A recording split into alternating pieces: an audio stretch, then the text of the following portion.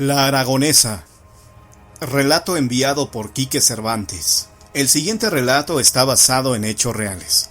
En la esquina de Corregidora y Donato Guerra se erige una lúgubre mansión, anteriormente de media cuadra, en la cual desde tiempos de los abuelos pasan hechos paranormales, y aquí les cuento mi historia. Corría el año 2013. Tengo un pequeño negocio de carnes. Frente a la mansión en aquel tiempo estaba habitada por una familia, la cual se dedicaba a vender refacciones para tortillerías, por lo cual a la señora le llamaremos Lucía. Contaba con bastantes monedas, que a mí me servían para dar cambio en mi carnicería, por lo cual acudía a ella constantemente. En una ocasión me dijo que sería la última vez que me podría cambiar monedas, puesto que ya abandonaría la casa, por lo cual yo pregunté el motivo, el por qué, y empezó a contarme esta espeluznante historia. Recién que llegamos a la casa, los 2 primeros años todo corría muy bien, hasta que un día sentada en este escritorio, en el cual te cambio las monedas, estando sola en casa una mañana, de repente llegó a mis pies una pelota, la cual se repitió en varias ocasiones. Poco a poco eran más insistentes. Después empecé a escuchar que me llamaban por mi nombre, voces de niños. Lucía, Lucía, Lucía. Así fue pasando el tiempo y no comenté nada con nadie, hasta que decidí y se lo comenté a mi esposo. No quería contarlo porque creí en un principio que era una broma de mi imaginación. Para esto, en la casa vivíamos mi esposo y yo con mis 2 hijos de 13 y 10 años de edad.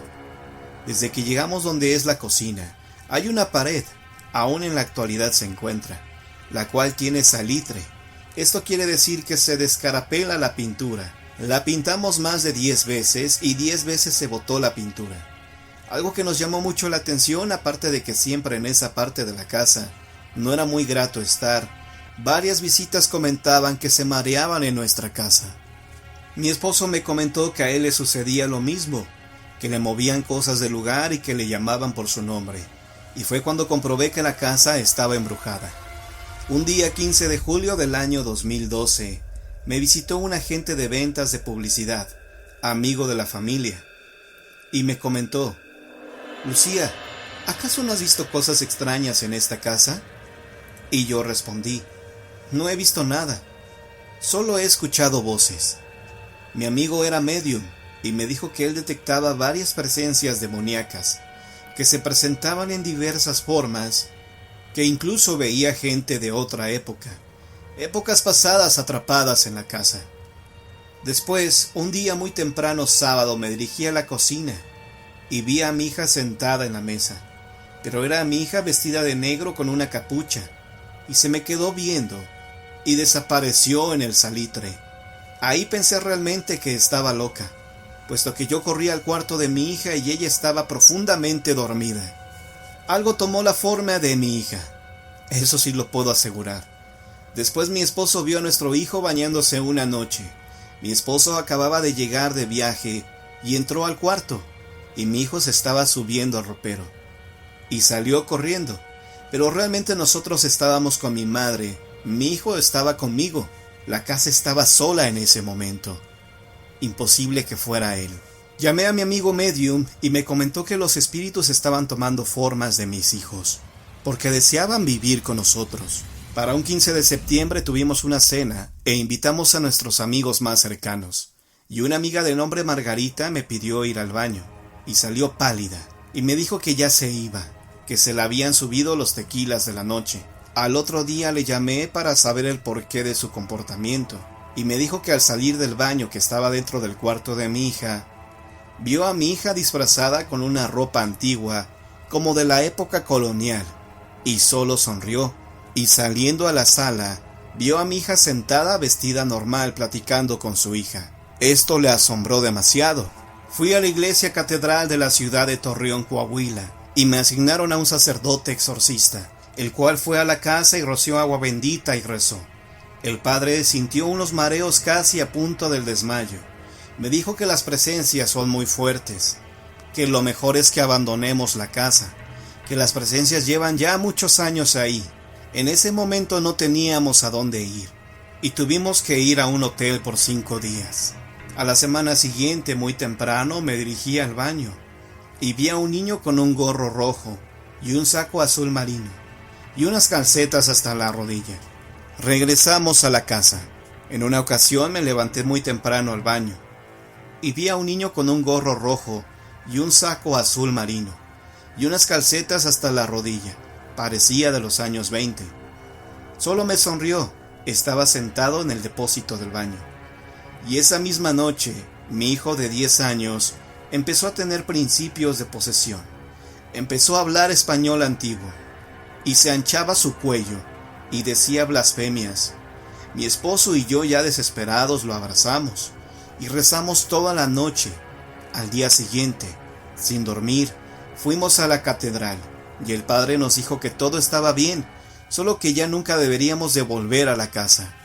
Posteriormente, el dueño de la casa nos reveló que la mansión fue construida por una mujer muy hermosa que venía de España a buscar suerte para estas tierras norteñas, a la cual le apodaban la Aragonesa. Esta mujer se dedicaba a las casas de citas, y la mansión se utilizaba para dichos fines, que él investigó porque desde que él tenía uso de razón, siempre los inquilinos abandonaban la casa. De hecho, antes de nosotros tenía 7 años sin ser habitada. Solo los inquilinos de la vecindad aledaña ya tenían más de 3 generaciones ahí, pero ya estaban acostumbrados a lidiar con los fantasmas. Era un prostíbulo muy frecuentado en la ciudad, pero esta mujer no podía permitir que sus chicas dejaran de producir ganancia, puesto que venían del viejo continente, por lo cual cuando alguna de ellas resultaba encinta, se le obligaba a deshacerse del producto, y en ese proceso muchas chicas morían desangradas, y por eso se presume que sus almas, junto con aquellos pequeños ángeles, se siguen manifestando en este lugar. Todo esto ocurría en la cocina, en el cuarto negro, donde el salitre persiste hasta nuestros días. Por eso los fantasmas hasta hoy siguen habitando la casa de la Aragonesa. La Beata Infernal. Cuenta la leyenda que doña Cristina de Mendoza y Villalpando fue, desde que nació, una hermosísima criatura de dorados rizos que enmarcaban su perfecta carita, ovalada, blanca y tersa, como la de las figuras de la más fina porcelana. Fue la primera hija del acaudalado matrimonio formado por doña Josefina Arizpe Villalpando y don Amable de Mendoza y Cifuentes.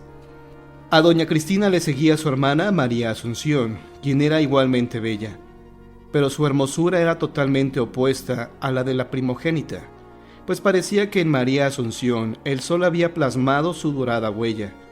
Su piel era del color de la canela, sus ojazos negros eran 2 primorosas obsidianas que brillaban con destellos de fuego, y su cabello, ondulado, era más negro que el azabache. 2 bellezas sin duda, pero totalmente distintas, lo mismo por fuera que por dentro, pues mientras María Asunción era toda alegría y vitalidad, su hermana Cristina era melancólica e introspectiva. Su madre, que amaba por igual a ambas, trataba de alentar a Cristina para que fuera más alegre y disfrutara con mayor pasión de la vida. Sin embargo, nada excepto el rosario y las oraciones parecían motivar a la joven. Pero llegó el día del cumpleaños de la madre de ambas jovencitas, doña Josefina, por lo que su esposo, don Amable, decidió invitar a todas las familias pudientes de la Nueva España.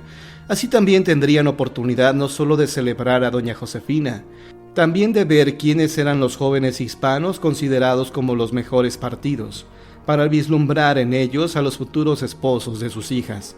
Finalmente había que reconocer que se aproximaba el momento de cruzar blasones. El sarao no pudo ser más concurrido y lujoso. El vino, las viandas y las personalidades ahí reunidas eran lo mejor de lo mejor.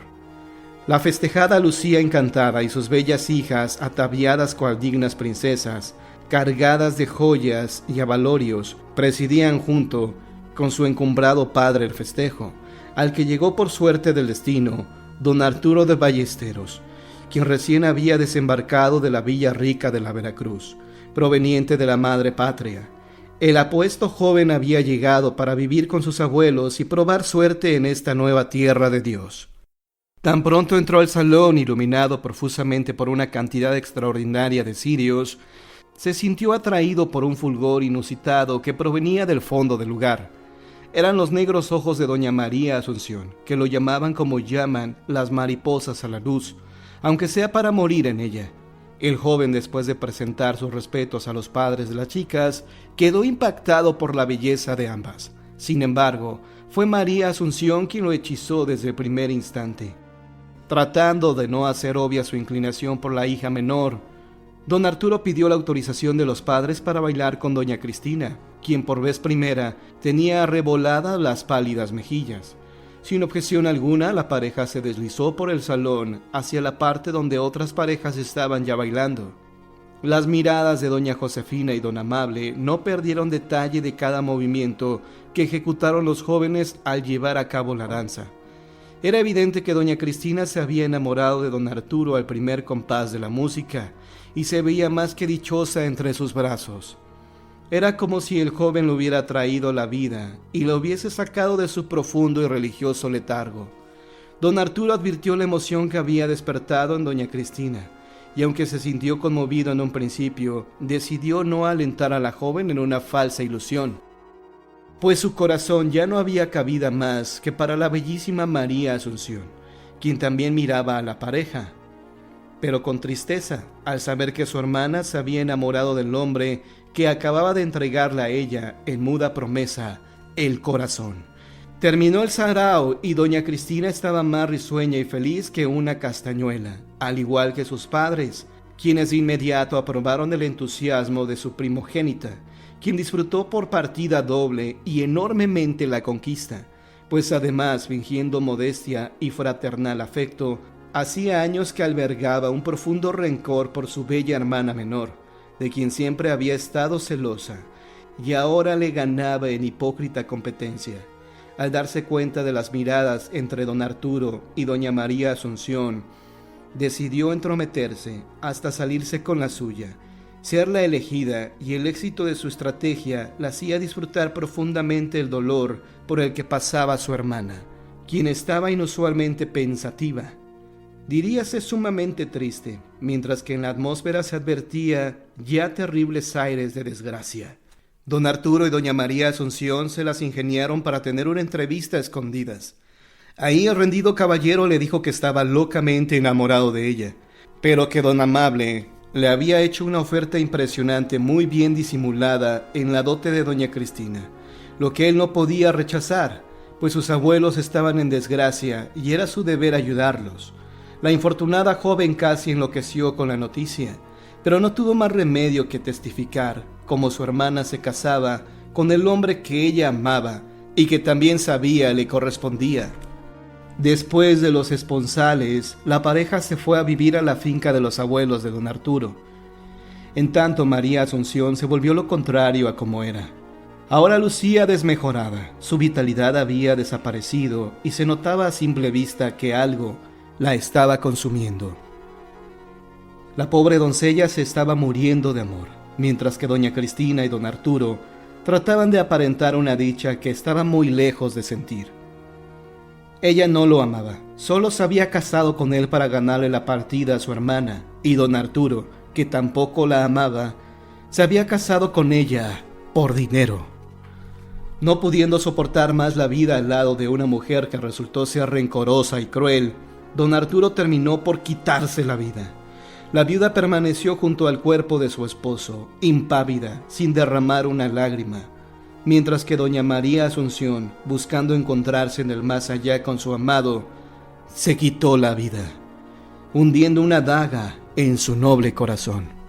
Ante la espantosa tragedia, fue la misma doña Cristina quien le refirió a sus padres con lujo de crueldad sus motivos para haberle quitado el amor a su hermana, lo que ocasionó su prematuro fallecimiento. Sus padres, al conocer la bajeza de los sentimientos de doña Cristina, la repudiaron y ella, aparentemente arrepentida, entró a un convento según para expiar sus culpas. Sin embargo, no tardó en encontrar consuelo con distintos caballeros, a quienes con el pretexto de pedir caridad y apoyo para su orden y los pobres, los visitaba en sus mismas casas, para dedicarse durante la entrevista a los placeres de la carne, burlando a sus esposas. Sin embargo, en el convento guardaba las apariencias, llegando siempre fatigada de sus pecaminosas correrías antes del Angelus.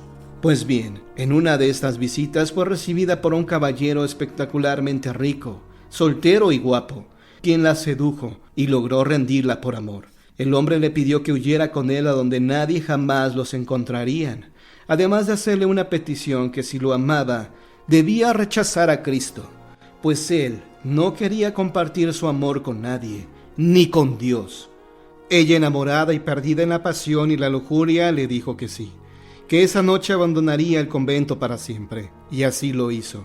Sin embargo, salió vestida como religiosa.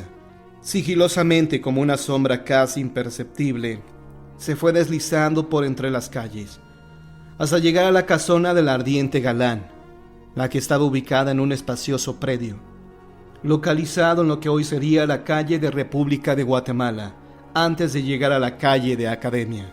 Sin que tocara, la puerta se abrió para la bella e insensata doña Cristina, quien al entrar vio que todo el interior, incluso los muebles, resplandecían con destellos de oro. Su amante la esperaba con las manos extendidas, y ella corrió para arrojarse en sus brazos. Cuando lo hizo, notó un olor extraño, como de azufre, y vio que sus extremidades eran las patas de un macho cabrío. Tarde se dio cuenta doña Cristina que se había convertido en amante del mismísimo diablo. Horrorizada, trató de retroceder, pero no pudo. Las tremendas manos, o mejor dicho, tenazas del diablo, la acercaban a su pecho. Riendo con todo sarcasmo, le dijo: ¿No habías dicho que sí? ¿Que te irías conmigo a donde nadie nos encontrara? ¿Acaso no rechazaste amor a Dios por amarme a mí? Pues llegó el momento de demostrarlo. Y ahora, juntos, nos vamos al Averno.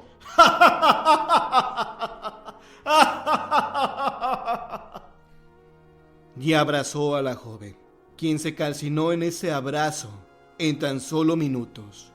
Los vecinos, al escuchar los gritos, salieron a ver qué pasaba. Entraron a la casa, que según dijeron, llevaba mucho tiempo abandonada, y solo encontraron telarañas, ratas y uno que otro mueble inservible. Solo uno de los vecinos se percató que en un extremo del que tal vez fue un lujoso salón, había restos quemados de un hábito. Al investigar, se supo que era el de la beata doña Cristina de Mendoza y Villalpando, quien fue arrastrada por su amante, el diablo, el demonio, a los mismísimos infiernos. La desgracia de Agustina. Desde que las brujas comenzaron a aparecer en las narraciones y leyendas de los pueblos, se les ha estereotipado como las mujeres malditas. Todos saben que las brujas son malas, que hacen pacto con el diablo, que hechizan y maldicen a quienes odian. Lo que pocos conocen son las razones por las que dichas mujeres deciden enemistarse con Dios, la Virgen y sus santos.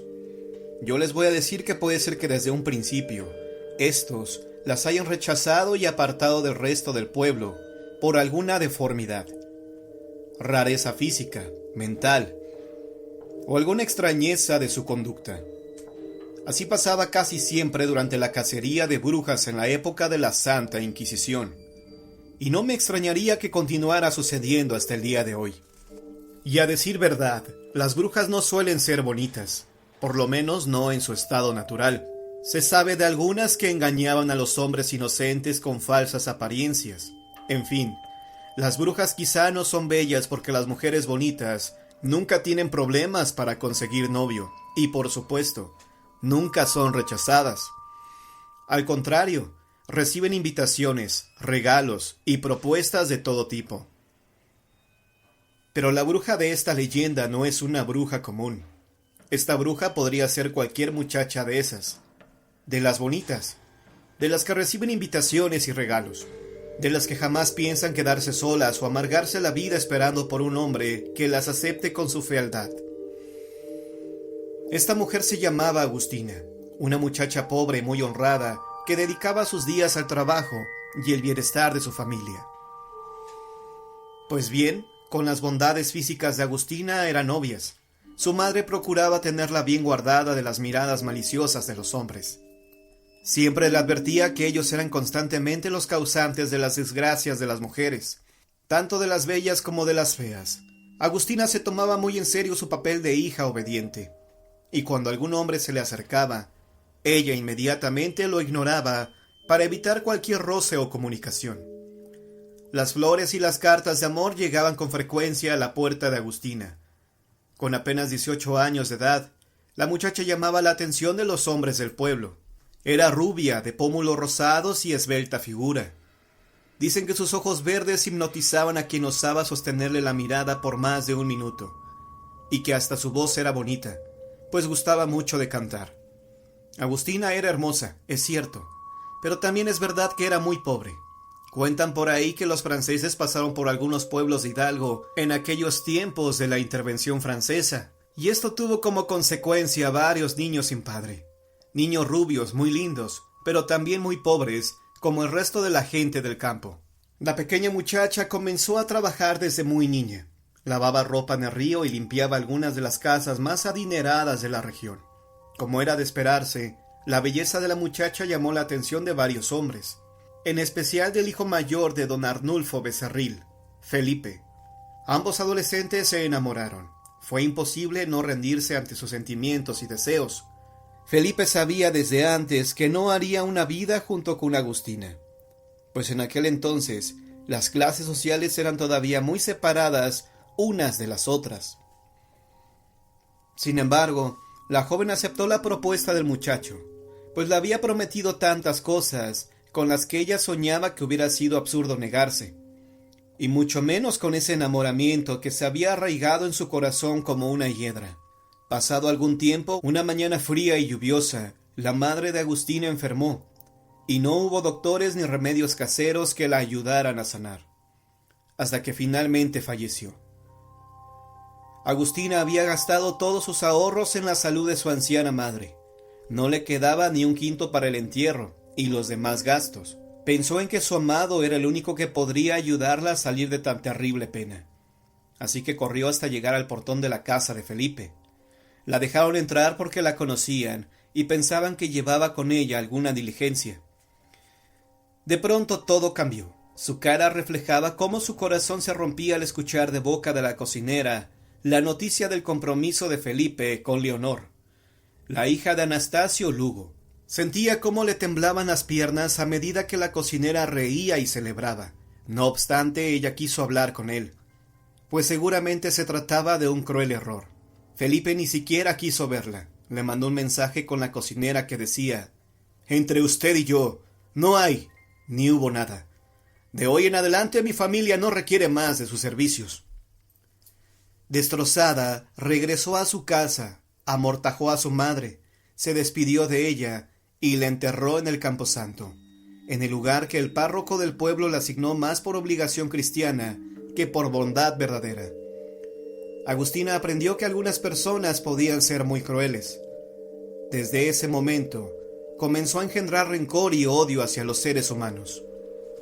A pesar de las penas que amargaban su corazón, su belleza seguía intacta. La gente empezaba a hablar de ella, pues había dejado de ir a la iglesia y pasaba la mayor parte del tiempo encerrada en su casa, en medio de la oscuridad. Las ventanas de madera siempre estaban cerradas y por las noches jamás se vio una vela encendida iluminar las cortinas de la casa.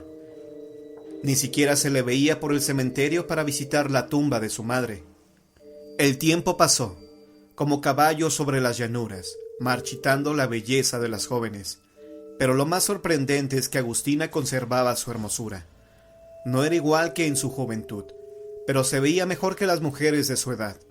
Leonor, por ejemplo, quien había dejado su belleza en intentos infructuosos por darle un hijo a su querido esposo Felipe, lucía verdaderamente avejentada, seca. Y por si fuera poco, su carácter se había agriado, como el vino corriente. Después de muchos intentos, Leonor al fin pudo concebir al hijo que tanto deseaba. Al enterarse de la noticia, Agustina dejó volar su última esperanza de un reencuentro con Felipe. Entonces recordó cómo le había negado su ayuda cuando más lo había necesitado, y cómo había jugado con sus sentimientos, entregándole nada a cambio de su cuerpo y corazón. Recordó la hipocresía del párroco al darle su espacio en el camposanto. Recordó la hipocresía del párroco al darle un espacio en el camposanto. Los odió más que nunca. Ahora ya conocía las razones que llevaban a una mujer desesperada a pactar con el Señor de las sombras. La venganza.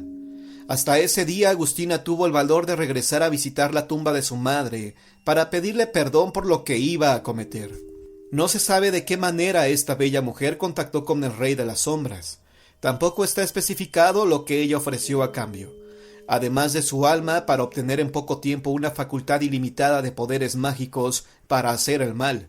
Satanás la dotó de poderes que incluso a él mismo sorprendían. Había creado una verdadera bruja de la nada. De alguna manera la capacidad de dañar a las personas la seguía asombrando. Aún no se acostumbraba al poder. Con el párroco no pudo hacer nada, pues había fallecido hace algunos años. Solamente pudo exhumar sus huesos y elaborar posiciones y menjurjes con ellos, con los cuales engañó a las mujeres del pueblo para provocarles múltiples daños. A las recién paridas les cortaba la leche. A las madres primerizas les arrebataba la posibilidad de seguir teniendo hijos. Y si los chismes que habían inventado sobre ella eran demasiado hirientes, hacía que su leche saliera agria para que sus hijos enfermaran sin remedio. Para Felipe, Leonor tenía otra cosa pensada. Antes de pedir que sus almas sufrieran los tormentos eternos de permanecer alejados de Dios, quería que sus huesos y sus almas sintieran un poco del dolor de ver morir a quien se ama, a quien representa el refugio más querido en la tierra. Agustina esperó a que Sebastián, el hijo de los Becerril Lugo, cumpliera 5 años. Tiempo suficiente para que sus padres lo amaran más, se acostumbraran a tenerlo con ellos y depositaran todo su cariño y esperanza en él. Esperó a que lo quisieran tanto que no pudieran imaginar la vida sin su amado hijo. Una tarde soleada como ninguna otra, la familia del pequeño Sebastián lo observaba con atención, pues el pequeño les mostraba sus primeros trucos de charrería. Cada gesto que el niño hacía se convertía en una celebración para los encariñados familiares, que lanzaban aplausos y silbidos para celebrarle cada movimiento de sus pequeños miembros. Mientras, Agustina observaba todo cuidadosamente escondida, y cuando el niño se encontraba trepado sobre los lomos del caballo, la bruja se convirtió en lobo. Se dirigió pronta hacia el campo, hasta acercarse al caballo y su montura. Asustó a la bestia e hizo que galopara sin control, saltando las cercas hacia el pedregal. El niño no resistió el trote y resbaló del animal. Su pie se atoró en el estribo y la bestia lo arrastró por todo el terreno. Los padres y amigos intentaron detenerlos y conseguirlo, mientras miraban cómo las facciones antes hermosas de Sebastián se iban borrando de su carita, para dejar en su lugar una pulpa sanguinolienta, y cómo sus manos sangrantes dejaban de aferrarse al piso que no paraba de deslizarlo. Cuentan que el caballo se detuvo hasta que el infante falleció. Su cuerpecito quedó destrozado, los huesos rotos y la carne de su carita esparcida entre las piedras. Todos en el pueblo lamentaron el fallecimiento de Sebastián. Incluso los que no lo amaban resintieron su ausencia. Pero más que todos, sus padres, quienes enfermos de los nervios, desganados y apáticos ante todo lo demás, que no fuera su propio sufrimiento, se sumergían en el dolor y la autocompasión. Y así fue por unos años, hasta que cayeron en la cuenta de que con todo, seguían siendo jóvenes y continuaron intentando tener más hijos. Un día, Dios nuestro Señor escuchó sus plegarias. Leonor quedó encinta de unos gemelos que al nacer reemplazaron con su ternura y belleza la desaparecida faz de Sebastián. La primera en enterarse del nacimiento de los gemelos fue Agustina, quien ya comenzaba a tener planes para las criaturas. Con la ayuda de su señor, el diablo, Agustina cambió su apariencia y se disfrazó de niñera extranjera, buscando fortuna e intentando progresar socialmente. Logró la aprobación de los Becerril y entró con el pie derecho en su casa para cuidar de sus más grandes tesoros. Cada día demostraba su eficiencia y cariño hacia los niños, y hasta era amada por ellos, como si fuera una tía amorosa que los cuidaba. Pocos años después de entrar en el siglo XVII, la segunda desgracia golpeó a la familia Becerril, que ya contaba con 4 infantes. Los 2 hijos menores fallecieron. Al parecer, la terrible epidemia de bronquitis que asolaba México cegó la vida de los pequeños. Solo unas diminutas manchas rojas en sus frágiles cuellos señalaban un deceso trágico, pero ocupados todos en la desgracia, nadie reparó en ello. La serenidad que transmitía Leonor, unida a la tristeza que se sembró en su vida, hizo que su afección fuera tan grande que se le instaló en el corazón para jamás salir de ahí. Hasta que nuevamente infortunio se llevó a uno de sus gemelos, a causa de una extraña infección pulmonar que los médicos no eran capaces de determinar y mucho menos de curar. La adorable Georgina, la única sobreviviente de todos los hijos de Leonor, apareció sin vida días después, cuando todavía la familia Becerril no se había recuperado del último deceso. Todo era muy extraño. Sin embargo, los llantos de la niñera acompañaban a los de los padres, y nadie sospechó que ella pudiera haber hecho algo para causar tales desgracias. Agustina continuó trabajando como niñera, cuidando a Susana, una niña de 3 años. A las pocas semanas estaba cuidando a Germán, que sufrió espasmos y convulsiones en 2 ocasiones. Superó ambas crisis, pero a la tercera falleció. Cuando su nombre era ya considerado un síntoma del mal agüero y los rumores se disparaban, abandonó el pueblo, al menos en su apariencia de niñera, y volvió a su casa. Felipe y Leonor no concibieron un hijo más, no soportaron el dolor del fallecimiento de sus hijos, ni la manera tan atroz de estos. Primero Leonor se dejó consumir por la pena hasta fallecer. Después Felipe terminó con sus infernales días pegándose un tiro en el establo. Esta familia jamás volvió a conocer la paz. De Agustina se supo muy poco. Acabó sus días encerrada en su pequeña casa. Los vecinos la escuchaban reír y cantar todo el tiempo.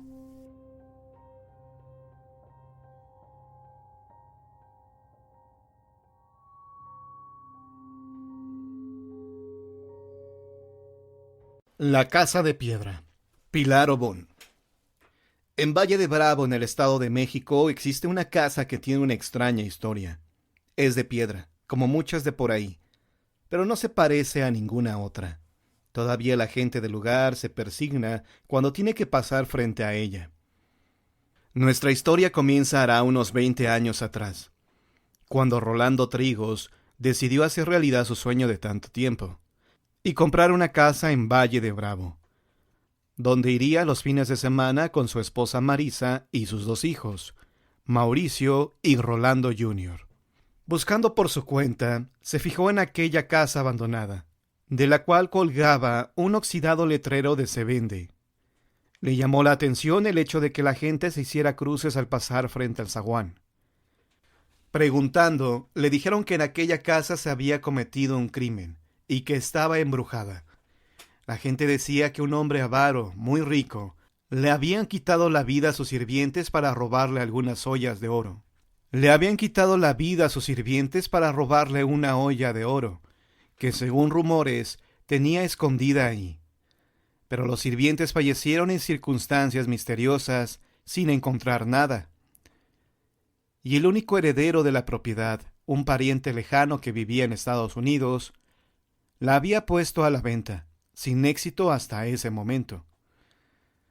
La gente juraba que se oían ruidos extraños en esa casa, y que a veces algún trasnochador había visto merodear por ahí al espectro de un hombre viejo que traspasaba el muro de piedra y entraba en el lugar. El señor Trigos, hombre práctico, no creía en esas cosas de espíritus y fantasmas.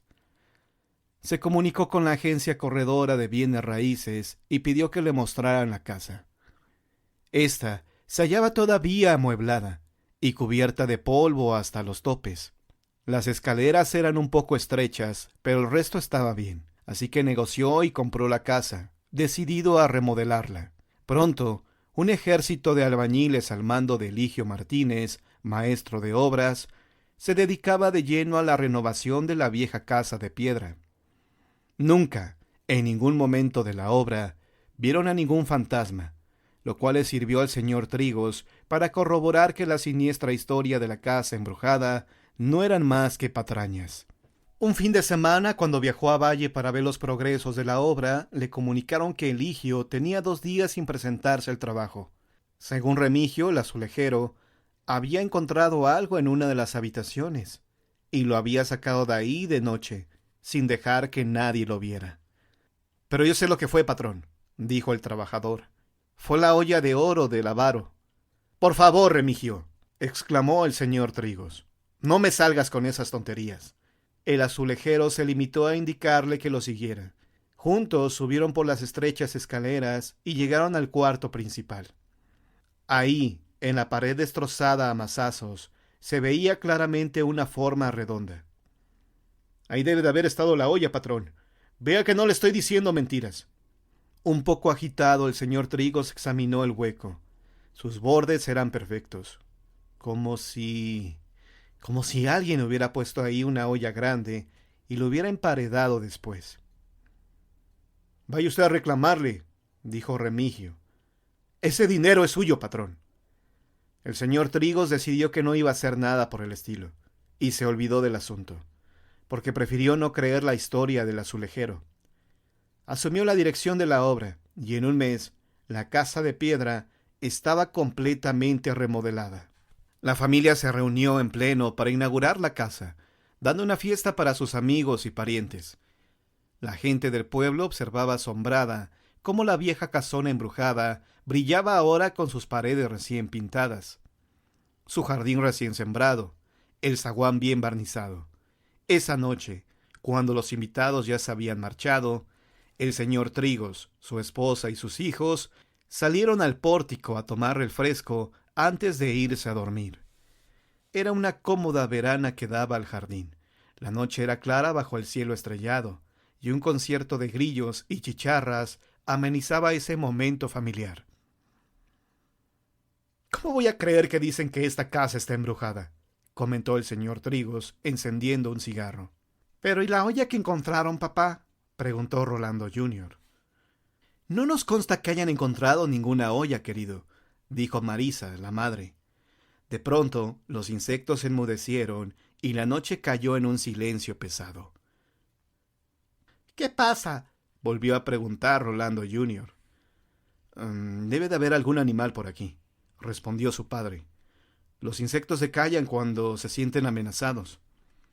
«Papá, un señor acaba de entrar por la pared», dijo el pequeño Mauricio, señalando hacia el muro de piedra que colindaba con la calle, cubierto ahora por una exuberante bugambilia.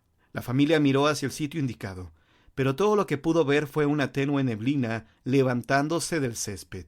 «Mauricio, no digas mentiras», regañó su madre al niño. «No son mentiras, mamá, yo lo vi. Era muy viejo y se veía como enojado», se defendió el pequeño. En ese momento, el padre de familia dio por terminado el asunto, proponiendo que se fueran a dormir. El comentario del niño había estado muy cercano a la descripción del espectro que la gente le había dado y que el pequeño no conocía, cosa que causó en el señor Trigos una leve inquietud. «Quizás uno de los albañiles se lo contó», pensó el hombre, y sin reflexionar más, dio por buena esta explicación. La noche se volvió fría. Después de acostar a los niños, Marisa entró al cuarto que compartiría con su marido. Lo encontró mirando por la ventana y lo abrazó por la cintura. «¿Contento?» «Más que nunca», dijo él estrechándola. Abajo, en el jardín, la tenue neblina comenzó a tomar forma. La luz de la habitación del matrimonio Trigos se apagó. 1 hora más tarde, fueron despertados por gritos aterrorizados. «¡Mamá! ¡Papá! ¡Auxilio!». Se levantaron presurosos y en unos segundos cruzaron el corredor que los separaba del cuarto de los niños. Rolando Jr. estaba pegado a la pared, blanco como una hoja de papel, mirando impotente a la cama de Mauricio, que se sacudía violentamente, mientras el niño aterrado hacía lo posible por no caer. El señor Trigos se precipitó hacia la cama y arrancó a su hijo de ahí. En cuanto lo hizo, volvió la calma. La familia se reunió en un rincón del cuarto, y Mauricio dijo con un hilo de voz: «Fue el fantasma, papá. Te lo juro. Él movió mi cama. Quizás por primera vez en su vida, el señor Trigo se quedó sin palabras. No había una explicación racional. No había una explicación racional para lo que acababa de suceder. Sorpresivamente, cuando menos para él, fue su esposa quien tomó cartas en el asunto. «Espectro, déjanos en paz. No vuelvas a tocar a mis hijos», gritó mientras su esposo la miraba asombrado. «Marisa, no vas a creer que...» En ese momento, una de las ventanas que según el señor Trigos había cerrado perfectamente unas horas antes, se abrió con violencia. El aire helado de la noche penetró a la habitación, llevando con él a una especie de nube de niebla. Y ahí, ante sus ojos, la neblina se materializó en la forma de un espectro muy anciano, que de pronto se lanzó hacia ellos. «¡Resistan! No puede hacernos nada», advirtió Marisa. El espectro los atravesó, una corriente fría y húmeda que pasó por un fragmento de pesadilla, para perderse en el muro posterior. Hoy, 20 años después, la familia Trigo sigue yendo a su casa de piedra. Todos han visto el triste fantasma del avaro subir por las estrechas escaleras, entrar por el muro del jardín, desaparecer en las paredes como una sombra. Nunca más se ha portado violento. Ellos han aprendido a convivir con él, y ya no les importa que la gente, al pasar por la casa de piedra, se siga santiguando. ¿Pero qué fue de Eligio, el maestro de obras? Poco después de estos eventos, se convirtió en un acaudalado prestamista. El pueblo murmuraba que el oro que encontró en la casa de los Trigos lo había hecho inmensamente rico. 2 años más tarde, durante una tormenta, un rayo atravesó a Eligio, quitándole la vida instantáneamente y liberando de deudas a toda la gente que le debía. El pueblo dice que fue el justo precio por haberse apropiado de un dinero que no le pertenecía. Salvador Mejía era uno de los hombres más poderosos de la región. Además de que su familia era de las de mayor tradición y abolengo en Guanajuato, él contaba con una vasta fortuna, producto de las minas que había heredado de sus padres. Pero no todo era aventura en la vida de este hombre, pues él era un adicto a los juegos de azar y a visitar los muchos prostíbulos que había en la ciudad. Al paso de los años, Salvador sintió una gran necesidad de casarse y tener descendencia, por lo que buscó a una joven moza con la cual pudiera consagrar sus sueños. Su búsqueda rindió frutos, ya que en una de esas fiestas a las que solo acude gente elegante, conoció a la bella Beatriz, hija de uno de los hombres más respetables y admirados de la región, pero cuya fortuna había venido a menos por las malas inversiones realizadas por su señor padre. Salvador Mejía no perdió oportunidad para comenzar a cortejar a Beatriz, a quien no le gustaba Salvador, ya que tenía un defecto que a ella le desagradaba, un ojo de color azul y uno verde, pero debido a las circunstancias económicas de la familia, tuvo que acceder a casarse con él a cambio de una posición económica que la respaldara a ella y a sus padres. Así que los ojos pasaron a segundo término, y lo que pesó en su decisión fue la fortuna que aquel hombre poseía. Beatriz no se resignaba a su suerte y acudía con cierta frecuencia a la iglesia a rezar para mitigar su pena. Se dice que por esos días previos a la boda llegó a la región un joven mestizo de nombre José, hombre extremadamente apuesto y gallardo, pero que a ojos de los habitantes ricos de la zona también tenía un defecto, aunque este no era de carácter físico, era pobre como una rata. Su pobreza era evidente en su manera de vestir, y lo humilde de su cuna en la manera de relacionarse con otras personas, aunque eso sí, jamás se podría negar el gran corazón con el que el mestizo nació.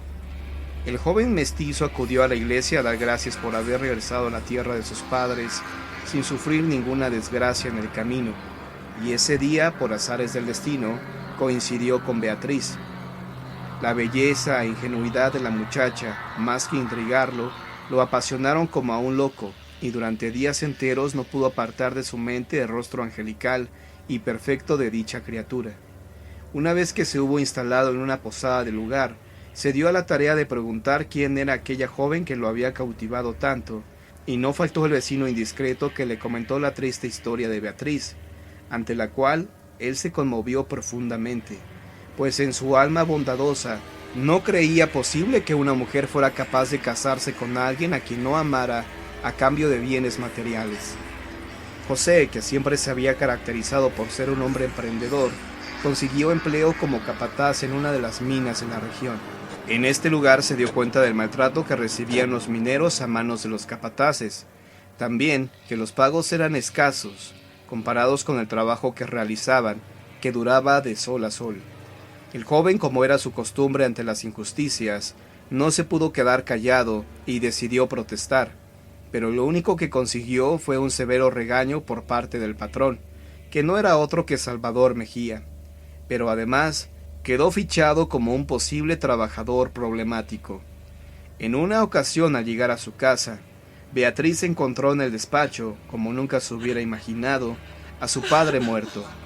Luego de llorarlo, dolerse por la pérdida irreparable y enterrarlo debidamente, Beatriz dio por sentado que el compromiso estaría cancelado, pues un trance de aquella magnitud bien valía posponer una boda. Sin embargo, se equivocaba, ya que Salvador se valió del uso de la palabra empeñada por el padre de Beatriz para consumar el matrimonio a la fuerza. La boda fue realizada con todo lujo. Se sirvieron en ella los más suculentos manjares, que más bien eran dignos de los mejores palacios europeos. Fue contratado el mejor servicio y acudieron los más ilustres invitados de todo Guanajuato. Todo parecía realmente perfecto. La noche de bodas, Salvador estaba tan borracho que abusó de Beatriz, quien ante esto cayó en una profunda depresión, pues no esperaba que su marido la violentara de esa forma. Por ese motivo intentó suicidarse buscando un peñasco cercano a las minas, desde donde saltaría para acabar con su vida. En el día elegido por Beatriz para realizar este acto, José, que la había estado observando, al darse cuenta de que pretendía arrojarse desde la peña, acudió rápidamente a rescatarla. Afortunadamente, cuando llegó José, la desdichada Beatriz, que había saltado de una roca no muy alta, solo había recibido algunos golpes y rasguños que no le habían causado demasiado daño. Apresuradamente la trasladó a la posada, donde un médico la atendió y curó sus heridas que, aunque leves, era preciso vendar. Pronto, esta noticia corrió por toda la región como reguero de pólvora y llegó a oídos de Salvador, que, encolerizado, llegó a la posada a poner las cosas claras con José. Entró insultando a todos los presentes, dando gritos y golpes a quien se le ponía enfrente. Entonces, de frente a José, a quien reconoció por haber organizado el zafarrancho con sus trabajadores, y para vengar su honor, lo golpeó con el fuete en el rostro, dejándole una herida profunda. Intentó hacerlo nuevamente, pero esta vez José le detuvo la mano en seco, y con voz firme le dijo: «Hágalo de nuevo y se muere».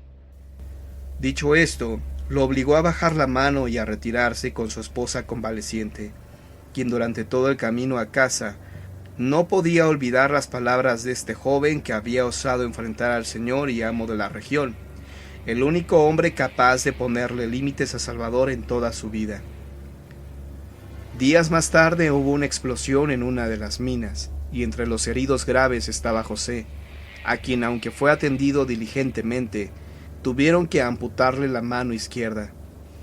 Aprovechando las continuas parrandas de su marido, Beatriz visitaba en secreto por las noches a José, de quien se enamoró perdidamente y a quien se entregaba en cuerpo y alma.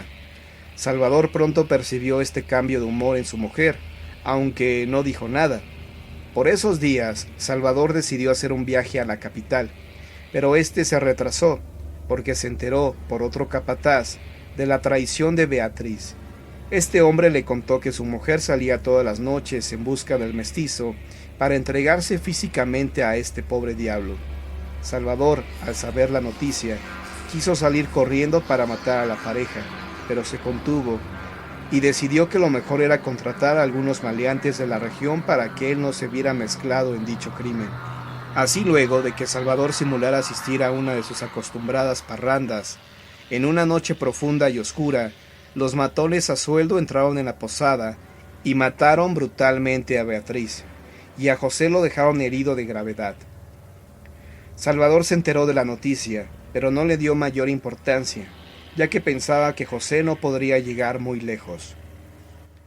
Días después de estos acontecimientos, Se empezó a correr rumor en la mina de que se aparecía un chicano vestido de negro, a quien le faltaba la mano izquierda y evitaba que los trabajadores siguieran laborando. Para investigar, Salvador decidió enviar a uno de sus capataces de confianza, pero este nunca regresó. Entonces envió a otro, pero ocurrió lo mismo. Intrigado por la situación, convenció a los hombres que había contratado para que asesinaran a José, para que fueran a averiguar lo que ahí pasaba, pero de igual manera ninguno regresó. Salvador, encolerizado, decidió realizar él mismo el trabajo. Luego de descender a las profundidades de la mina, descubrió los cadáveres de todos los que había enviado a buscar al hombre de negro. Muerto de miedo, se encaminó temeroso rumbo a la salida, cuando de repente se topó con el famoso chicano, quien, mostrando en el rostro putrefacto una cicatriz y la mano izquierda faltante, le asestó un golpe tan certero con la mano derecha, donde llevaba un machete con él, que logró cortarle a Salvador la mano izquierda. El hombre, ante la mirada atónita de sus trabajadores, salió despavorido de la mina con el brazo escurriendo de sangre. Al recuperar el aliento, y aún con el pánico dibujado en la cara por la visión del chicano, mandó dinamitar la entrada de la mina. Intrigados todos, no dejaban de preguntarse lo que ocurría en este lugar.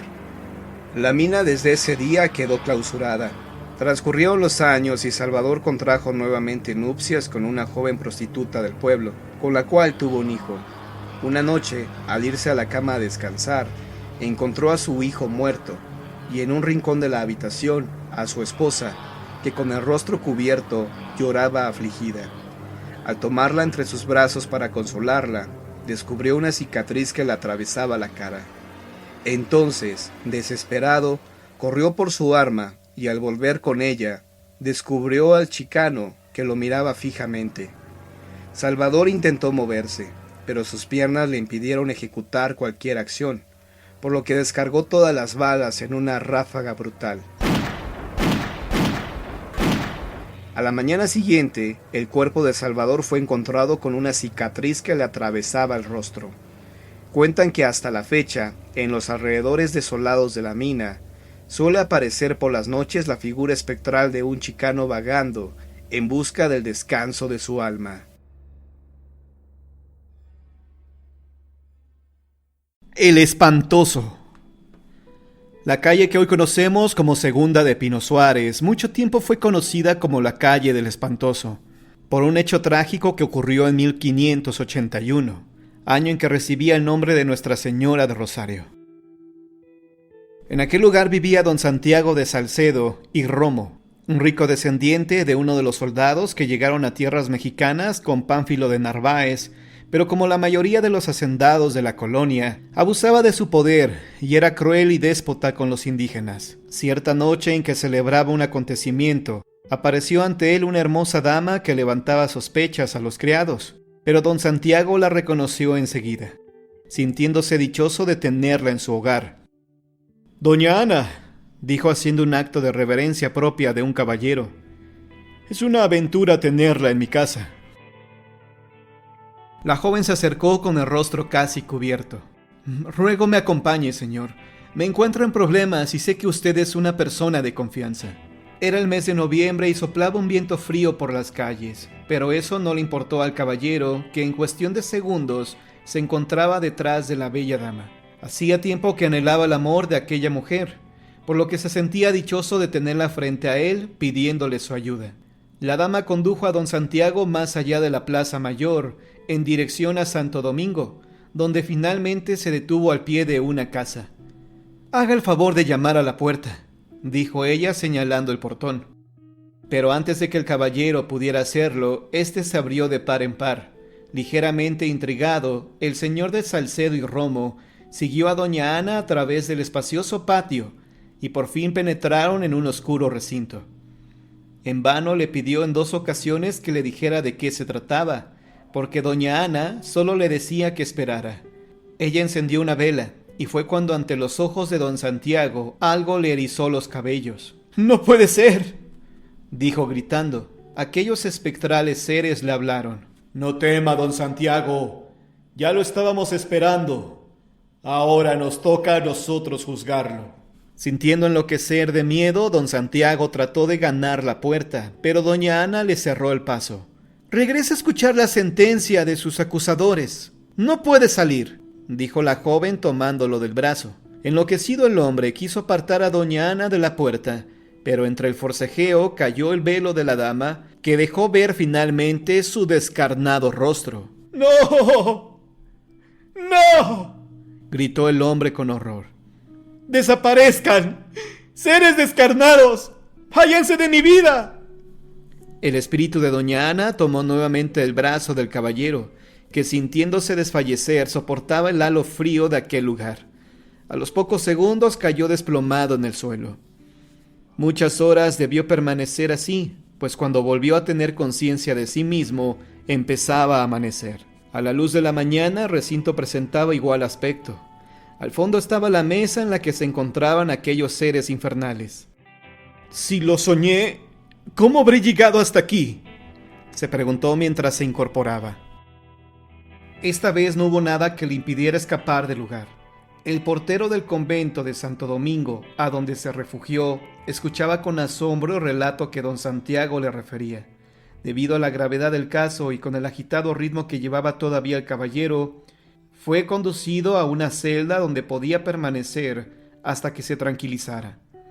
Estando ahí, los recuerdos se hicieron cada vez más claros, y fue así como recordó que una de las voces de aquellos espeluznantes seres se parecía a la de Fray Sebastián, abnegado protector de los indígenas que luchó contra las crueldades de los encomenderos. Aquel recuerdo lo llevó a algunos anteriores, cuando el fraile estaba vivo, y él se encargaba de descargar su látigo contra los indígenas ante la presencia del franciscano. Sin poder evitarlo, Fray Sebastián veía cómo este hombre fustigaba a sus esclavos hasta hacerlos caer sin sentido, y con gran abnegación el religioso auxiliaba después a aquellos desgraciados curándoles las heridas y confrontándolos con sus consuelos. El padre sufría y oraba por aquellos infelices, sabiendo que nada podía hacer para protegerlos del malvado encomendero. Pero los desmanes de don Santiago fueron en aumento. Además de maltratar a los indígenas, se hacía llevar jóvenes esclavas a sus aposentos. Y cuantas veces Fray Sebastián había querido poner aquello en conocimiento de las autoridades, tropezaba con grandes obstáculos. El religioso tenía amistad con la familia del regidor don Juan de Carvajal y Velasco, a quien enteró de su preocupación, pero a pesar de que don Juan habló con el virrey, poco pudo conseguir para hacerle justicia, y aunque los encargos continuaron acumulándose contra el infame Santiago, el virrey Lorenzo Suárez de Mendoza no actuaba en contra de él, ni la Inquisición se quiso hacer cargo de destituir a aquel malvado hombre. Pero cierto día, una noticia llenó de júbilo al regidor y a Fray Sebastián. Se trataba de una carta del virrey, quien pedía oidores para tomar juicio de residencia a Santiago de Salcedo y Romo. Obviamente don Santiago, al enterarse de tal noticia, montó en cólera, destrozando todo lo que encontraba a su paso.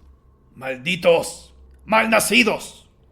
Ahora sabrán quién es Santiago de Salcedo y Romo. Comenzó a sobornar a los oidores, algunos con dinero y a otros tantos con amenazas, pero ni todo esto le bastó para cuando habló con sus principales acusadores. Viendo don Santiago que nada conseguía, recurrió nuevamente a las amenazas, pero humillado dejó la casa de don Juan, el regidor. Esa misma noche, después de haber deliberado hasta muy tarde, don Juan y sus amigos, don José de Gutiérrez dejó la casa del caballero para dirigirse a la suya en las cercanías de Santo Domingo. Al doblar la esquina, un embosado le salió al paso, y antes de que don José pudiera desenvainar su espada, el asaltante se arrojó sobre él, apuñalándolo sin piedad en el pecho. Antes de exhalar el último aliento, el señor de Gutiérrez pudo reconocer a su asesino. El criminal tuvo tiempo de despojar a don José de sus pertenencias, con el único fin de que el hecho pasara por un asalto. Y no se equivocó. Al día siguiente se pregonaban lutos por don José, fallecido en un asalto. La noticia consternó a todos los habitantes de la capital de la Nueva España, principalmente a don Juan y a su hermosa hija doña Ana. «Padre, ha fallecido mi prometido», dijo la bella mujer. Doña Ana cayó en cama aquejada de extraña dolencia debido a la impresión causada por el fallecimiento de su prometido. Aseguraba que el espíritu de su prometido se le aparecía todas las noches como queriéndole decir algo. Por tal motivo llamó en contadas ocasiones a su padre, quien finalmente pudo ver a su amigo descarnado. Después de aquellas visiones, doña Ana caía rendida en un sueño profundo, del que parecía no iba a despertar jamás, pero una nueva desgracia vino a sumarse a la que padecía aquella casa. Una noche en que doña Ana pareció estar en agonía, don Juan salió desesperado en busca del boticario más cercano.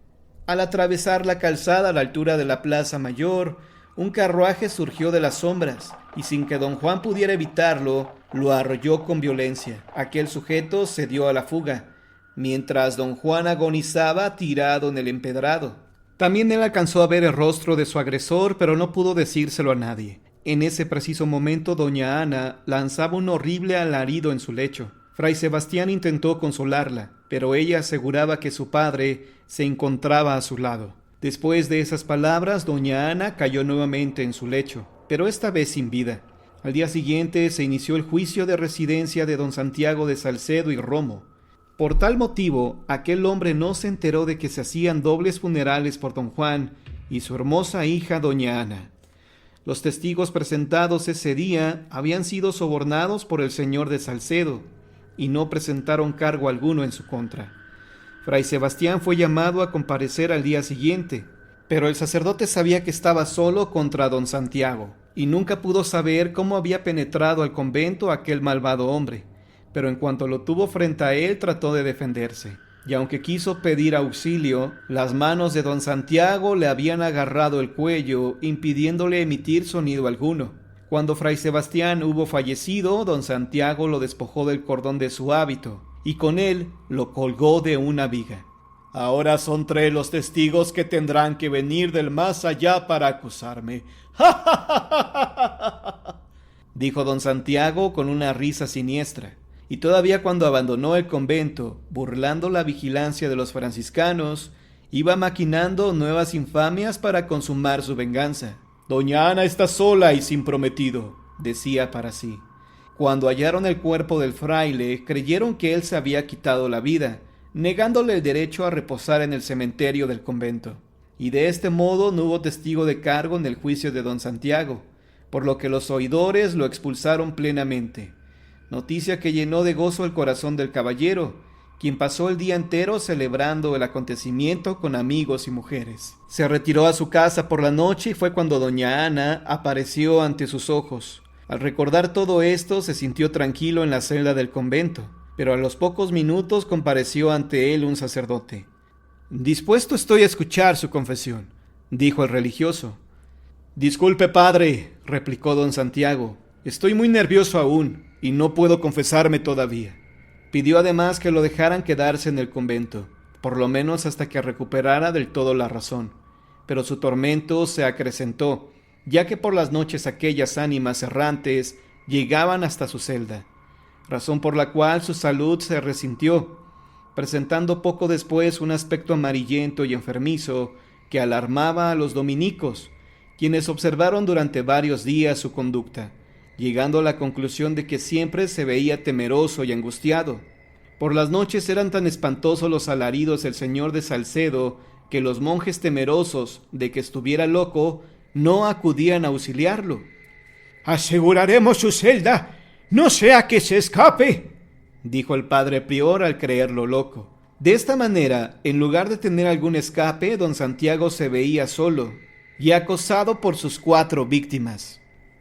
«Evadiste el juicio de los hombres, pero no podrás evadir el nuestro», dijo el espíritu de Fray Sebastián. «Déjeme salir», gritaba con horror don Santiago, pero aquellos gritos parecían estimular a las ánimas. «Tus crímenes merecen la horca», decían con mirada amenazante. «No, tengan piedad», dijo el desdichado hombre. «Piedad es lo que no tuviste con los indígenas que te imploraban», replicó el ánima de Fray Sebastián. Como aquellas escenas se repitieron noche tras noche, el superior decidió poner el remedio. Por tal motivo le suplicó que se marchara del convento, Pero don Santiago sabía que si ponía un pie fuera del recinto sagrado, algo muy grave le ocurriría, por lo que intentó suplicarle que lo dejara más tiempo, pero nada pudo conseguir. Esa tarde se apersonaron 2 frailes juaninos en el convento de Santo Domingo con intenciones de llevárselo con ellos. Con ayuda de otros hermanos lograron abrir la puerta de la celda donde el caballero se refugiaba. Y aunque les costó un gran trabajo sacar a don Santiago, a los pocos minutos ya estaban en la calle cargando al enloquecido caballero. Pero en cuanto las puertas del convento de Santo Domingo se cerraron, dejó de poner resistencia. Los hermanos juaninos se miraron extrañados. El que antes se negaba a caminar, ahora apretaba el paso, apremiándolos a que lo siguieran. La noche había caído y el viento soplaba con fuerza, mientras gemía de impresionante manera. Don Santiago miraba con horror para todos lados. ¿Falta mucho aún, hermanos?, preguntó llevándose las manos a la boca como si fuera un niño pequeño. Pero no habían caminado más de 4 calles cuando 4 sombras le cerraron el paso. «¡Alto!», dijo una de ellas. «Don Santiago debe de venir con nosotros. Ya es hora de que cumpla su condena». Los frailes tomaron sus cruces, pero don Santiago, enloquecido de temor, se desprendió de su lado y echó a correr despavorido por las calles. «¡Ayúdenme!», gritaba con gran desesperación. Los hermanos de San Juan de Dios fueron testigos de un hecho horrible. Aquellas 4 sombras se habían lanzado en persecución de don Santiago, quien seguía cruzando la ciudad dando grandes pasos, hasta que no pudo continuar más. Se encontraba tirado justo en el callejón que después se llamó de Salsipuedes, hoy conocido como de Dolores. Cuentan las crónicas que el señor de Salcedo se vio sin escapatoria. «¡Tengan piedad! ¡Piedad, por favor!», dijo sollozando. Pero aquella fría noche la capital se estremeció con los alaridos de don Santiago, que era llevado por el aire conducido por sus 4 acusadores espectrales. Nadie se atrevió a salir de sus casas. Era como si el demonio anduviera suelto. Se cuenta que a la mañana siguiente los vecinos de la calle de Nuestra Señora del Rosario, hoy Segunda de Pino Suárez, contemplaron ante la casa del encomendero una horca negra, y en ella la cabeza de aquel perverso hombre, cuyo cuerpo se balanceaba con el viento. Y de acuerdo con las crónicas de la época, aquel espectro vagó por las calles de la colonia lanzando gemidos despavoridos que causaban temor a los habitantes de la Nueva España, motivo por el cual la calle recibió el nombre del Espantoso hasta que la Santa Inquisición intervino para prohibir que se le nombrara de esa manera. Y años más tarde la calle recibió el nombre de Bajos de Porta Coeli. Esta fue la leyenda del Espantoso.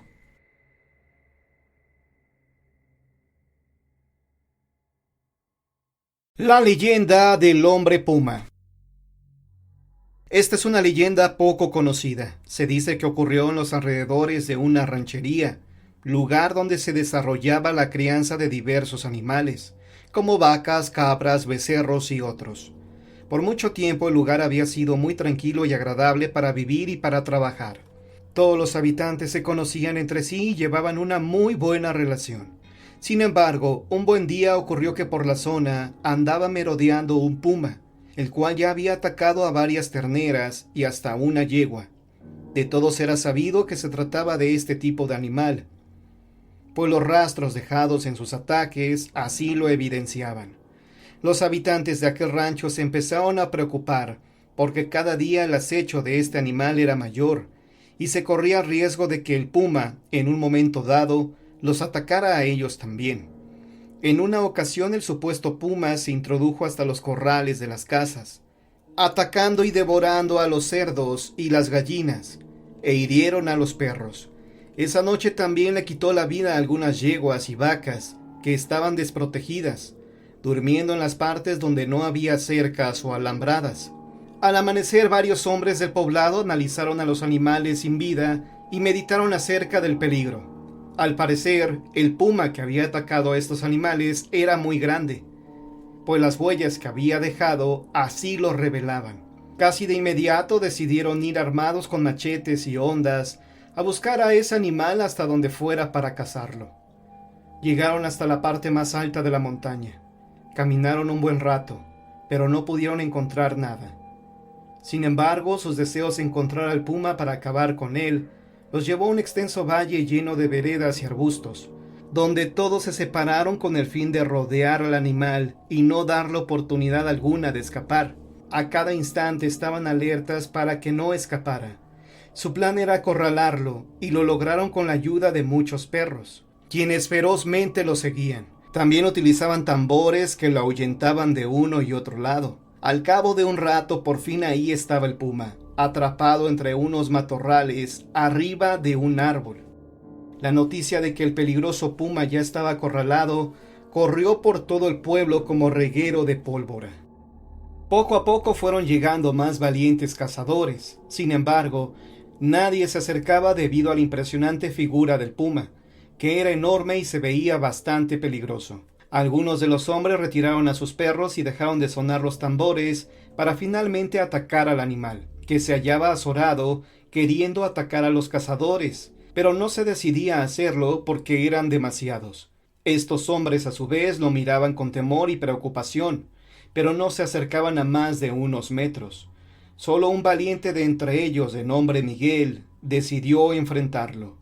Este valiente cazador se enrolló varios trapos en los brazos y con algunas ramas de árbol se protegió, como si fueran escudos.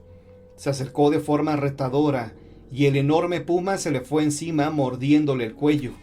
Miguel gritó con toda su alma, pero lejos de acobardarse, inició una feroz lucha entre el hombre y la fiera. Así cayeron del árbol, lo que fue aprovechado por los demás cazadores, quienes a violentos machetazos atacaron al puma. Sin embargo, Miguel había quedado mal herido. De inmediato le prepararon una camilla y lo transportaron al pueblo lo más rápido que pudieron, y en forma natural, sin la ayuda de médicos, lo curaron.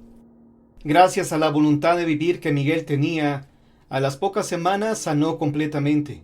Al cabo de un tiempo, todo lo sucedido se olvidó casi por completo en el poblado. Sin embargo, un buen día, Miguel y su esposa estaban tranquilamente en casa.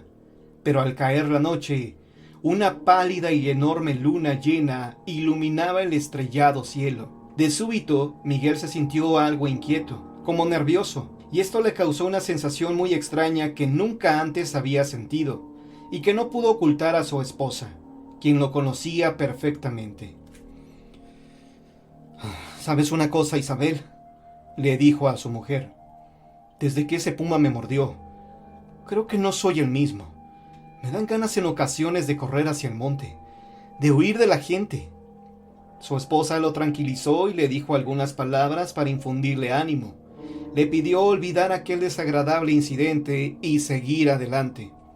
«No te preocupes, Miguel. Ya verás que pronto se te olvida todo esto».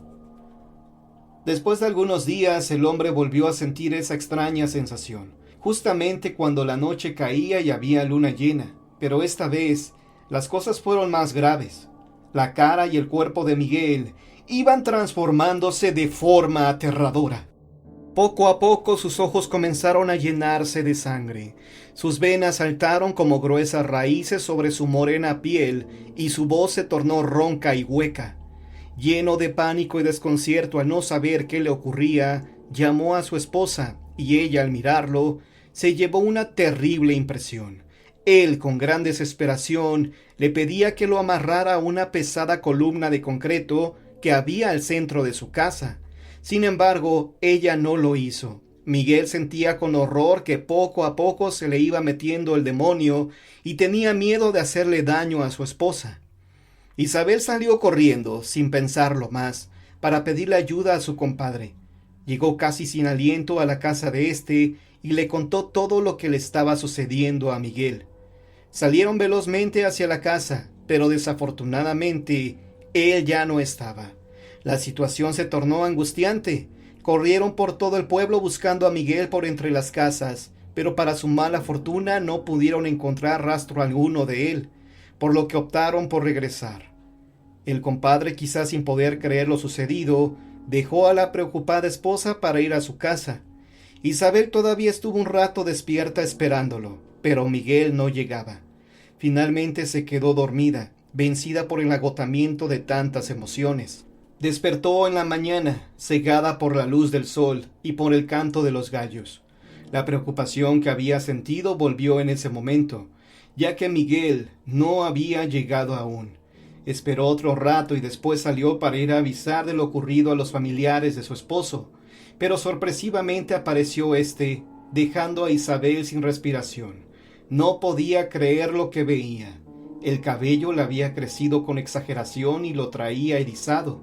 Sus ojos lucían saltones de forma impresionante, y de la boca le escurría sangre muy espesa, como baba. Sus ropas estaban desgarradas. Miguel, con voz cavernosa y ronca, la llamó por su nombre, pero ella estaba tan aterrada que no reaccionaba. Parecía estar hipnotizada. A su vez, Miguel poco a poco volvía a la normalidad y ella lo iba reconociendo, hasta que él volvió a tener la apariencia de siempre. Isabel cayó llorando a sus pies, sin poder entender lo que le ocurría a su esposo, pero aunque no sabía qué era, estaba segura de que no era algo de este mundo. Cuando las cosas se calmaron un poco, Isabel curó las heridas de su esposo y lo bañó, mientras que él le contaba todo lo sucedido esa noche. Durante todo el día permanecieron juntos, tratando de darse ánimos y valor el uno al otro. En el pueblo se reportaron algunos animales atacados por un supuesto puma. Los días pasaron y Miguel había regresado a la normalidad. Él y su mujer trataban de olvidarse del terrible incidente, pues no comprendían lo que había pasado y además no sabían a quién recurrir para buscar ayuda. Pensaban que nadie iba a creerle su asombrosa historia. Lo que no imaginaban es que al poco tiempo, al volver la luna llena, Miguel volvió a tener las mismas extrañas sensaciones. Su mujer dormía y no pudo darse cuenta de que se repetía la terrible historia. El hombre comenzó a verse pálido, no pudo articular palabra alguna y de pronto, al mirarse al espejo, se llenó de horror, pues todo su cuerpo había cambiado de nuevo. Tenía ahora una bestial apariencia, peor que la vez anterior. Perdió la noción de lo que sucedía y salió como un felino hambriento en busca de alimento. Al día siguiente regresó de nuevo bañado en sangre. Los habitantes de aquel pueblo denunciaron el ataque de un enorme puma que había atacado a los animales. Este misterioso suceso ocurrió una y otra vez, hasta que un día, tal como había pasado antes, todos los valientes se pusieron de acuerdo y salieron a cazar al puma al caer la noche. Lograron acorralarlo al borde de un barranco hiriéndolo, de modo que lo hicieron caer, destrozándose al instante la cabeza contra las afiladas rocas. Todos bajaron con sus antorchas para mirar al puma y entonces fueron testigos de cómo el animal se iba transformando poco a poco en hombre, en el cuerpo sin vida de un hombre. Así lo contaron todos los testigos. ¿Qué extraño misterio hubo detrás de este asombroso acontecimiento? ¿Sucedió en realidad o sería solo una alucinación colectiva? ¿Era un puma ordinario el que atacaba a los animales? Quizá nunca se sabrá la verdad, pues se trata solo de una leyenda más. Como un dato curioso, se sabe que los crímenes violentos aumentan de forma considerable durante las noches de luna llena. ¿Será una coincidencia o tendrá algo que ver con estos misterios aún no resueltos? Hasta ahora, a pesar de saber lo imposible que aparentemente es la transformación de un hombre en animal salvaje, no dejamos de emocionarnos con estas historias, ni de sentir un poco de temor. Lo cierto es que según algunas prácticas místicas y mágicas, sí es posible algún tipo de transformación. Los seres que pueden hacer este tipo de rituales para convertirse deliberadamente en animales son bien conocidos en toda la provincia de México. Se les llama nahuales. Esta fue la leyenda del hombre puma.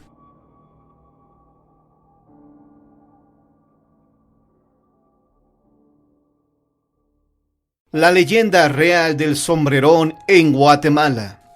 Esta es la historia del verdadero sombrerón, un hombre llamado Juan Bayona, que vivía en la antigua Guatemala a finales del siglo XVIII, y que fue condenado a llevar un gran sombrero parecido a las alas de un murciélago. De acuerdo con el notable historiador antigüeño Víctor Miguel Díaz, a finales del siglo XVIII, un hombre llamado Juan Bayona fue encarcelado en la antigua Guatemala al ser acusado de haber cometido un crimen. Mientras aguardaba el juicio en su celda, un día se desesperó y escribió unos mensajes que fueron considerados diabólicos.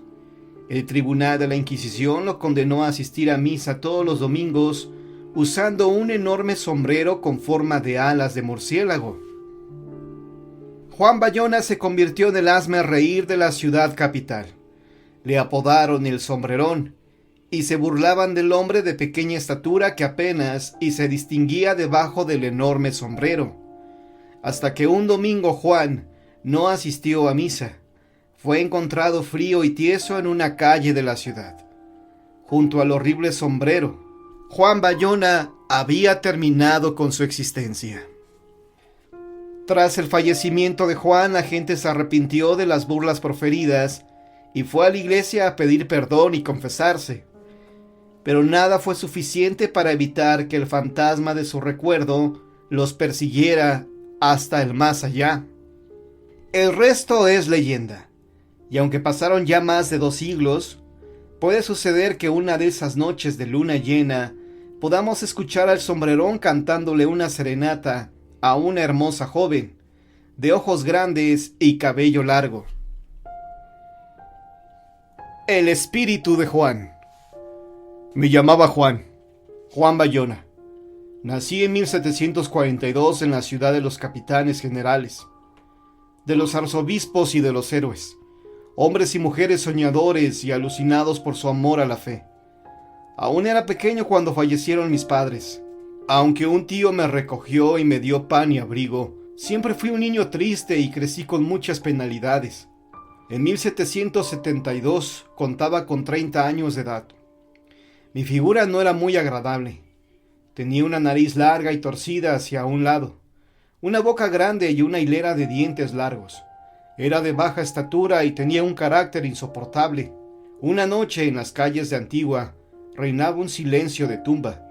Algunos serenos, medrosos y friolentos, se refugiaban en sus grandes capones, tratando de ver en las tinieblas, pero no vieron que le quitaron la vida a un cristiano en la calle de los Plateros. Al día siguiente del suceso, las autoridades sospecharon de mí. Por eso me encerraron en un calabozo de la cárcel pública. El alcalde era don Francisco Sánchez, y ahí me quedé. Pasé varios días pensando en la injusticia de estar preso. Como no era culpable, me daba rabia. No sabía a quién acudir para que me ayudara. Una tarde, para matar el tiempo, escribí en un papel algunas frases que llegaron a las manos del alcalde y del arzobispo. Ellos se asustaron. Dijeron que eran invocaciones satánicas. En mi escrito únicamente pedí ayuda al diablo y a su madre, la diabla. A cambio, ofrecía irme con ellos cuando falleciera.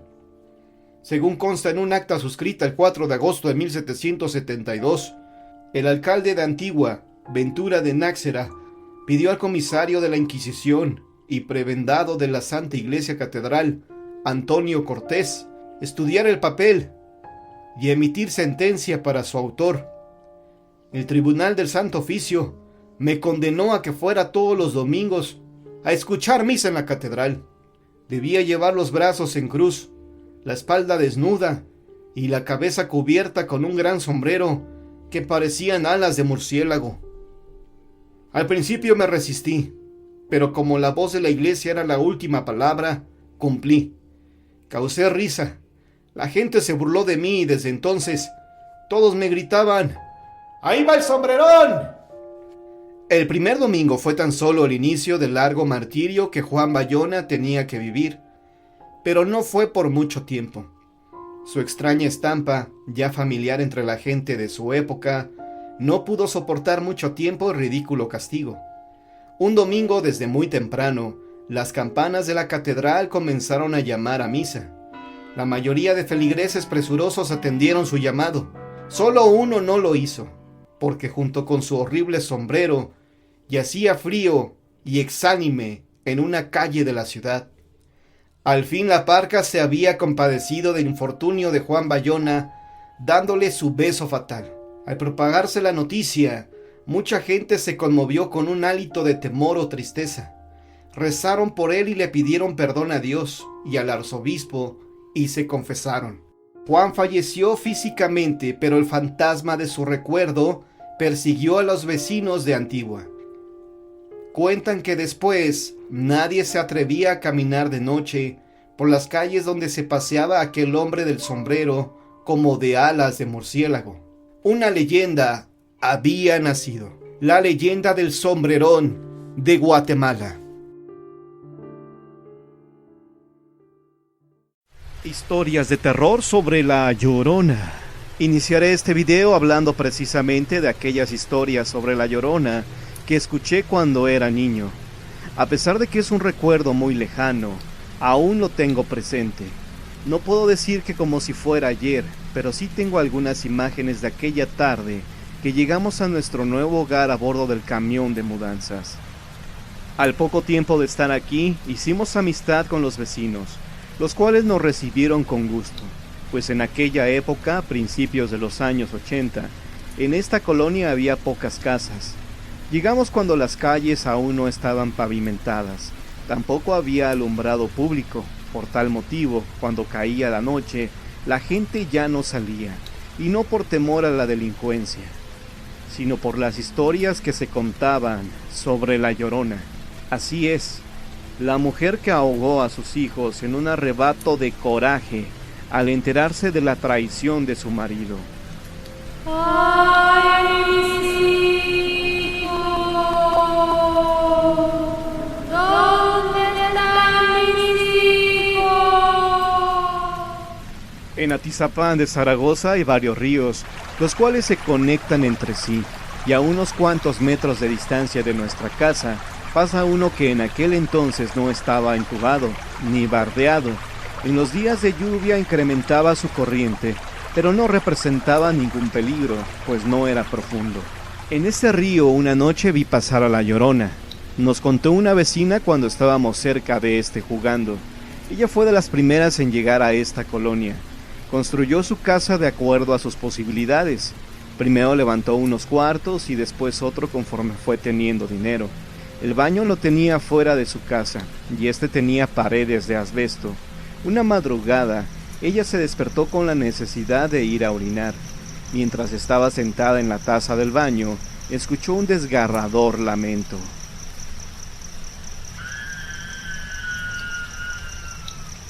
No escuché el "ay mis hijos", como dice la gente, solo era un lamento horrible. Ella se levantó, ya había terminado de sus necesidades, y se asomó por un pequeño orificio que había en una de las láminas. Fue entonces cuando vio pasar un bulto blanco flotando sobre el río. Inmediatamente corrió hacia su dormitorio y se encerró a piedra y lodo.